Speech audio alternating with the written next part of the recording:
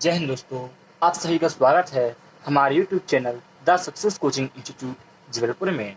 आज हम हिंदी की इस श्रृंखला में रस पढ़ेंगे। पिछली वीडियो में अपन ने देखा रस के अंग अवयव। अब हम रस के प्रकार देखेंगे। तो रसों की संख्या को लेकर अनेक मतभेद हैं। भरत मुनि ने रसों की संख्या 8 मानी है और पंडित जगन्नाथ ने रसों की संख्या 9 मानी है। कुछ विद्वानों ने रसों की संख्या 11 मानी है। अर्थात दोस्तों, जो रसों की संख्या को लेकर है, ये विद्वानों में मतभेद है। तो हम ये देखेंगे कि जो 11 रस हैं, इन सभी 11 रसों की हम विस्तृत अध्ययन करेंगे। इन 11 रसों का हम विस्तृत अध्ययन करेंगे और समझेंगे कि ये किस प्रकार होते हैं। तो उसी में से आज हम श्रृंगार रस पढ़ेंगे दोस्तों। तो श्रृंगार रस की परिभाषा की यदि बात करें तो आचार्य भोजराज ने श्रृंगार रस को रसराज कहा है। श्रृंगार रस का आधार स्त्री पुरुष का पारस्परिक संबंध है। इसे काव्य शास्त्र में रति स्थायी भाव कहते हैं। श्रृंगार रस में सुखद और दुखद दोनों प्रकार की अनुभूति होती है, इसलिए इनके दो भेद होते हैं। दोस्तों, जो आचार्य भोजराज हैं, इन्होंने श्रृंगार रस को जो है रसों का राज कहा है। अर्थात जो 11 रस हैं, इन सभी 11 रसों का जो राजा है वह श्रृंगार रस को कहा गया है कि श्रृंगार रस जो है सभी रसों का राज है, इसलिए जो है श्रृंगार रस को रस राज कहा जाता है। दोस्तों, और यदि हम इसके स्थायी भाव की बात करें तो इसका स्थायी भाव रति होता है और ये जो है दुखद और सुखद दो प्रकार उत्पन्न होता है, इसलिए जो है इसके दो भेद होते हैं। पहला संयोग श्रृंगार और दूसरा वियोग या विप्रलंब श्रृंगार। तो दोस्तों, यदि हम बात करें कि इनसे क्वेश्चन कैसे बनते हैं तो सबसे पहला तो ये कि रस राज किसे कहते हैं, तो रसों का राज कहा जाता है श्रृंगार रस को। श्रृंगार रस का स्थायी भाव क्या है, तो स्थायी भाव पूछेगा तो हमको बताना रहेगा कि इनका स्थायी भाव। तो दोस्तों, इसका स्थायी भाव क्या है, तो इसका जो स्थायी भाव है वो क्या है, रति। और इसमें पूछेगा कि स्थायी भाव, विभाव, अनुभाव, संचारी भाव। तो ये सब जो है क्वेश्चन पूछेगा। जैसे एक पंक्ति दे दी तो उस पंक्ति में पूछेगा कि इसमें स्थायी भाव क्या है, इसमें विभाव क्या है, इसमें अनुभाव क्या है, इसमें संचारी भाव क्या है।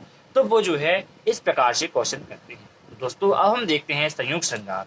तो जहाँ नायक नायिका के संयोग या मिलन का वर्णन होता है वहां संयोग श्रृंगार होता है।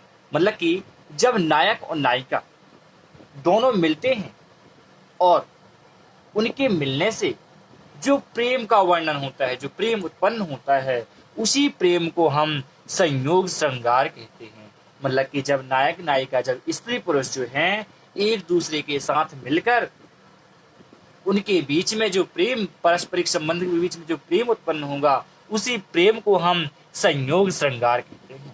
दोस्तों, संयोग का अर्थ ही होता है मिलना। अर्थात जब नायक नायिका मिलते हैं और उनमें जो प्रेम का वर्णन होता है वही संयोग श्रृंगार कहलाता है।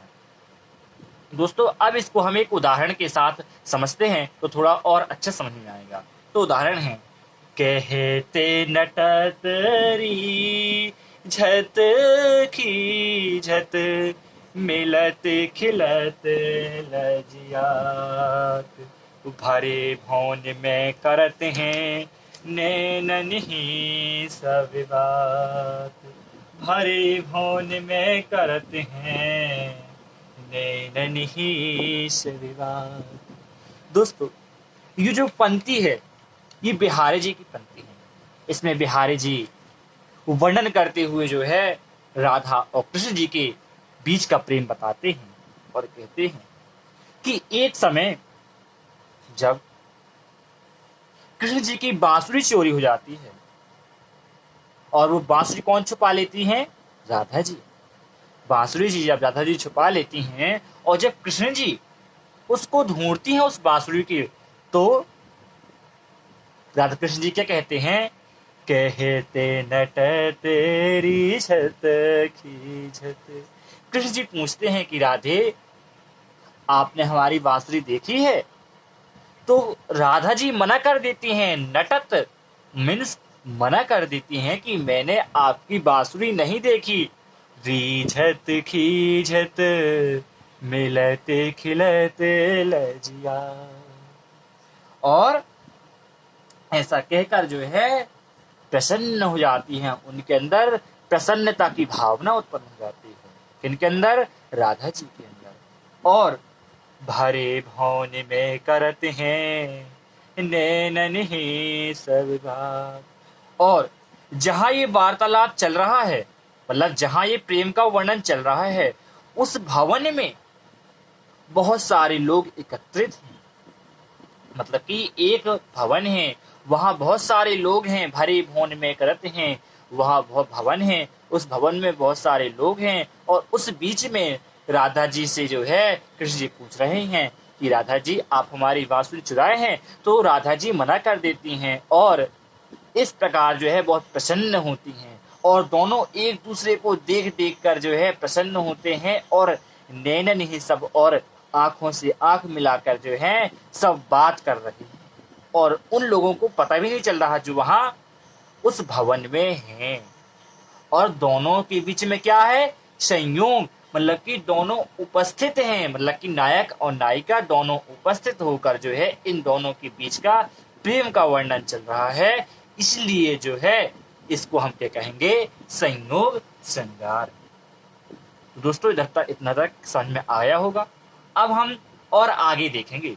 तो क्वेश्चन में क्या पूछेगा कि निम्नलिखित पंक्ति में स्थायी भाव क्या है, विभाव क्या है, अनुभाव क्या है, संचारी भाव का है क्या है। तो यदि हम इस पंक्ति में जैसे बात करें तो इस पंक्ति में देखें, हम जैसे देखेंगे कि विभाव क्या है। तो दोस्तों विभाव क्या था इसमें? पंक्ति में विभाव क्या है? तो पंक्ति में विभाव मीन्स होता है कारण।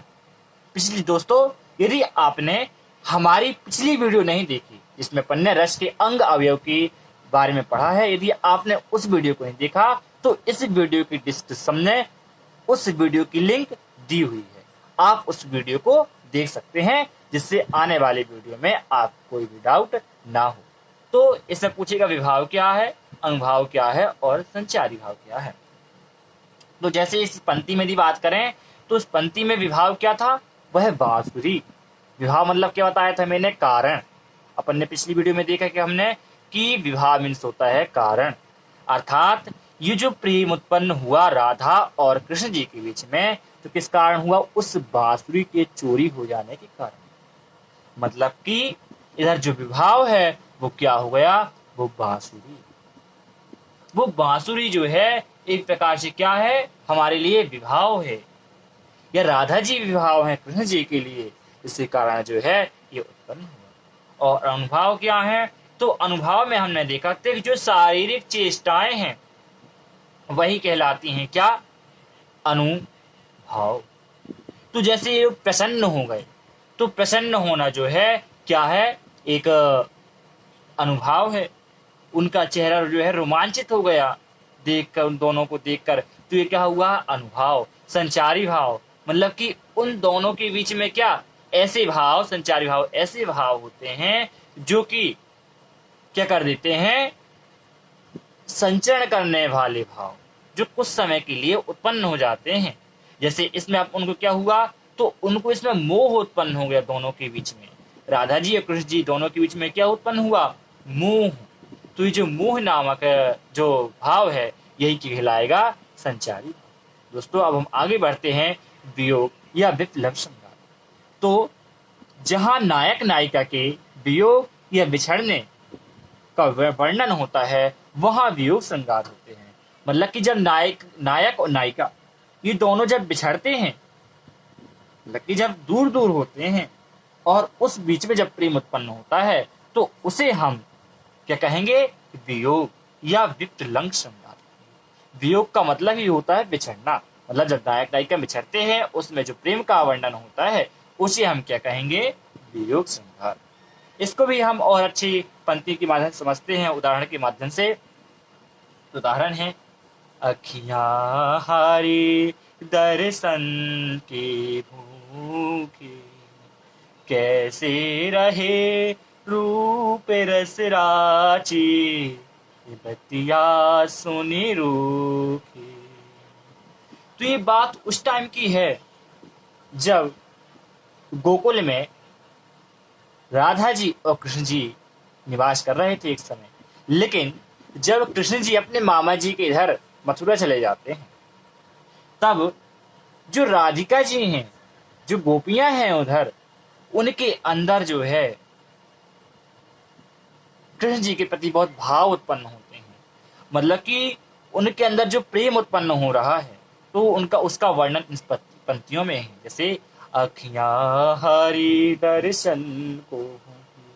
अब कृष्ण जी गोकुल में तो थे नहीं, तो कहती हैं वो गोपियां कहती हैं कि हे प्रभु, हे स्वामी, आपको देखने के लिए हमारी जो आंखें हैं वो तरस रही हैं, भूखी हैं आपके दर्शन करने के लिए, क्योंकि कृष्ण जी इधर है नहीं।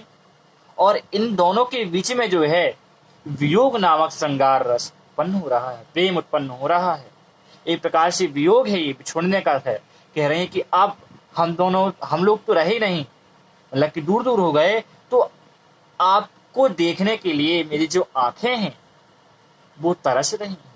और कहते हैं कैसे रहे रूप रस राची।